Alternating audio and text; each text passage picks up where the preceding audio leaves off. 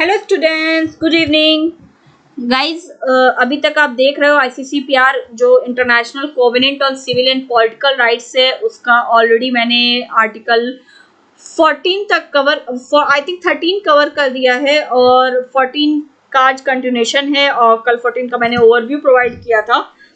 So guys, अगर आप देख रहे हो, मैंने कल भी आपको बताया था कि ICCPR is a very important content और मैं हर क्वेश्चन में हर वीडियो में यही प्रोवाइड कर रही हूँ क्योंकि ये इसलिए क्योंकि मैंने ये देखा है। और इन जनरल अगर आप बात करो तो ICCPR एक टफ कंटेंट है। Although I can't say tough because generally लोगों को रिमेंबर करने का थोड़ा सा हो जाता है प्रॉब्लम, वो नहीं आर्टिकल्स रिमेंबर हो पाते हैं या उन्हें बेसिक ही नहीं पता हो पाता है कि ICCPR और ICESR यानी कि international covenant on economic and social rights ऐसे करके एक कोवेनेंट और है, तो उसमें क्या डिफरेंस है। सो मेजर जो पार्ट है, जो मेजर जो बेस बनता है, अगर मैं उसकी बात करूं तो वहां पर बेसिक डिफरेंस पता होना बहुत जरूरी है। तो इसके बाद अगर मैं नेक्स्ट कोवेनेंट आपको प्रोवाइड करूंगी वो ICCSR है और उसके बाद मैं आपको दोनों का कंपैरिजन बता दूंगी कि क्या कंपैरिजन है दोनों में, और साथ ही साथ उसमें ये बता दूंगी कि क्या टर्म्स हैं जो आपको मैच करते हैं और क्या डिफरेंट है, क्योंकि ये क्वेश्चंस इस तरीके के भी पूछे गए हैं कि ICCPR और ICCSR के कोवेनेंट्स में क्या सिमिलैरिटीज है, किस कंटेंट पे ICCPR डील करता है और किस कंटेंट पे ICCSR डील करता है।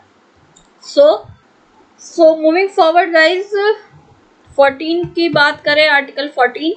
ये कल मैंने आपको बताया था कि ये आर्टिकल 14 बात करता है equality before law and tribunal की, और ये बात करता है साथ ही साथ कि कहता है कि एक अगर कोई ऑफेंस किसी ने किया है, किसी को अक्यूज्ड है कोई, तो उसके लिए फेयर एंड पब्लिक हियरिंग होनी चाहिए। और पब्लिक हियरिंग यहाँ पे गाइस थोड़ा कल मैंने आपको इन डिटेल में नहीं बताया था। यहाँ पर पब्लिक हियरिंग जो होगी वो डिपेंड करेगी कि सिचुएशंस के अकॉर्डिंग। सो यहाँ पर अगर वो पब्लिक हियरिंग अगर सब्जेक्ट नेशनल इंटरेस्ट का है, लॉ एंड ऑर्डर का है, या किसी भी तरीके से किसी सिचुएशन में ऐसा है कि वो नहीं पब्लिक हियरिंग हो सकती, सो ऐसे सिनेरियो में उसे मतलब पब्लिक हियरिंग में नहीं किया जाएगा, लेकिन उसके लिए फेयर हियरिंग की प्रोविजन प्रोवाइडेड है।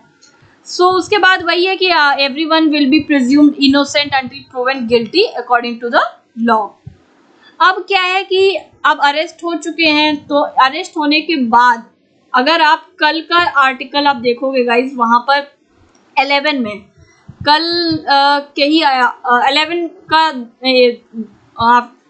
आई थिंक 2 days बैक में मैंने प्रोवाइड किया था, जहां पर ये था कि आप आर्बिट्रेरी अरेस्ट नहीं कर सकते हो, और अगर आपने अरेस्ट किया है तो आप उसे तुरंत प्रॉम्प्टली उसे बताओगे कि किस ग्राउंड पे वो अरेस्ट हुआ है, यानी किस चार्जेस पे। तो यहाँ पर थोड़ा सा उसका एग्जैजरेटेड फॉर्म प्रोवाइडेड है। यहाँ पर ये कह रहा है कि जितना भी अरेस्ट हुए, जो भी अरेस्ट हुआ है, तो उनको आप तुरंत उनकी लैंग्वेज के अकॉर्डिंग बताओगे और उनका नेचर बताओगे। वहां पर सिर्फ उन्हें ये कहा गया था कि आप उनको चार्जेस बताओगे तुरंत। यहाँ पर बोला गया आप उनके चार्जेस उनकी लैंग्वेज में बताओगे। उनकी लैंग्वेज की बात अगर करें तो वही है, अगर हम इंडिया की बात करें तो साउथ में चले जाइए तो मतलब वहाँ पे मतलब आपको हिंदी लैंग्वेज नहीं चलती है, और सपोज कोई ऑफेंस किसी ने ऑफेंस किया है नॉर्थ इंडिया में and he is a South Indian and he doesn't know Hindi, so अगर वो इंग्लिश जानता है तो आप उसको इंग्लिश लैंग्वेज बताओगे। अगर इवन ही मतलब अगर आपको इंग्लिश नहीं आती है, उसको सिर्फ लोकल लैंग्वेज ही आती है, like you can say Malayali, Telugu, Tamil, Kannada और एनी लैंग्वेज, सो आप उसे फैसिलिटेटर या ट्रांसलेटर प्रोवाइड करोगे और उसको उसकी लैंग्वेज में चार्ज बताओगे। आप उसकी लैंग्वेज के बिना आप उससे साइन नहीं करवा सकते हो, या आप अपने क्लेम में ये साबित नहीं कर सकते हो कि हमने उसे मतलब इसके चार्जेस बता दिए थे। सपोज आपने उसे चार्जेस बता दिए थे और कि हाँ आपके अगेंस्ट में ये ऑफेंस, आपके अगेंस्ट ये केस हुआ है and he doesn't no English और नॉट इवन हिंदी, सो ऐसे सिनेरियो में आपको उसकी लैंग्वेज का ट्रांसलेटर प्रोवाइड करना है और उसकी लैंग्वेज में उसका चार्ज बताना है।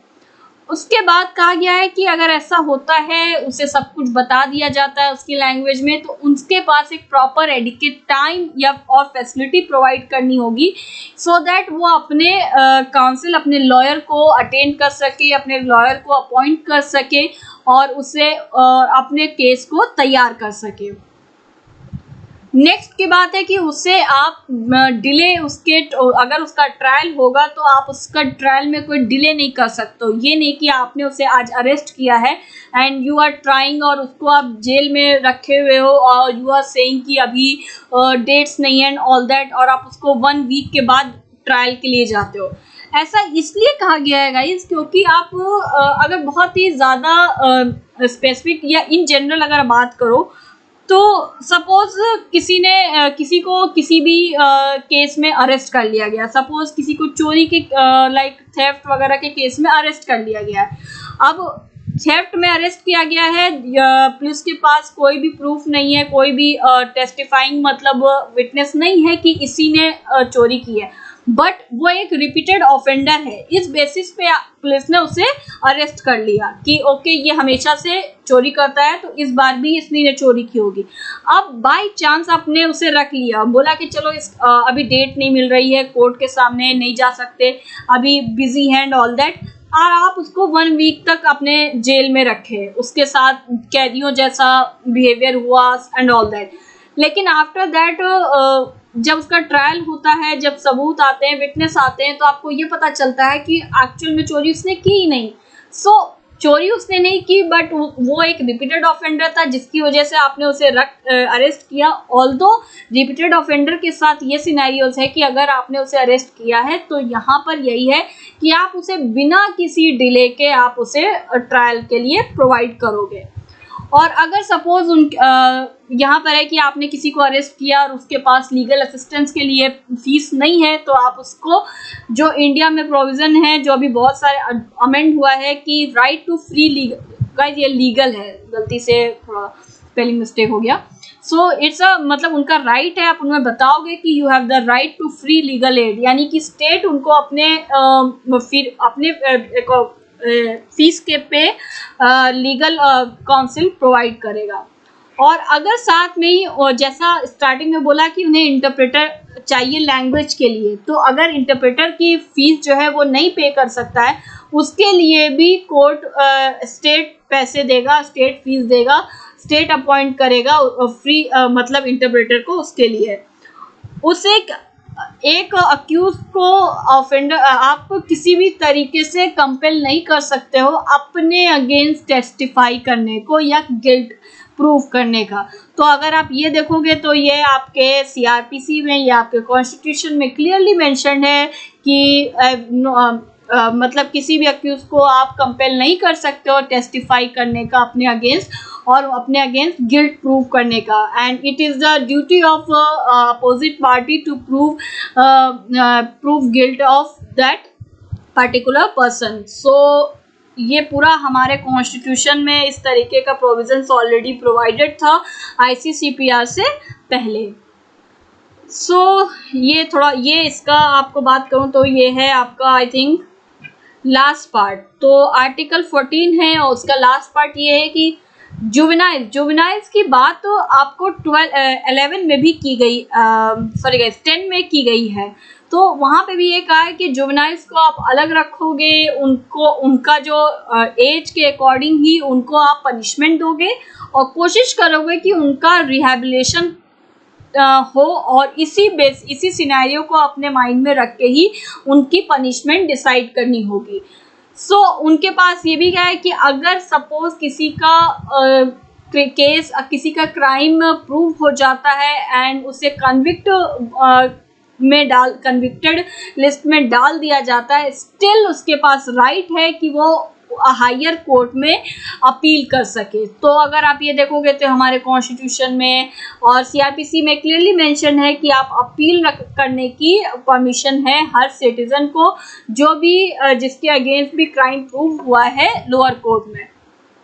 और अगर आपने अनलॉफुली या रॉन्गफुली किसी को कन्विक्ट किया है तो आपको कॉम्पनसेशन, आपको मतलब स्टेट को, कंट्री को पे स्टेट पार्टी जो इस कॉन्वेनेंट में है उसके ऊपर रिस्पॉन्सिबिलिटी है कि आप उसे कॉम्पनसेशन प्रोवाइड करोगे।